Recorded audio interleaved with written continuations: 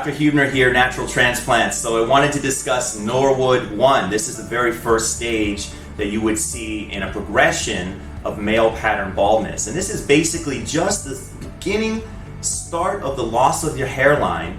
And for most people with this stage of hair loss, normally it's monitored, but most importantly, this is where the preventative treatments need to be started to get the best results. So we're talking about things like finasteride, minoxidil, laser helmets, all of those preventative treatments to slow the progression down of that hair loss. At this stage, most of the time we'll try people on some preventative products and then check in a couple months to see how they're doing. It's not to say that a transplant isn't indicated, but sometimes it is. But a lot of times at this stage, people can get by with just some preventative treatments. So we want to, at least with Norwood 1s, get them on the preventative treatments early.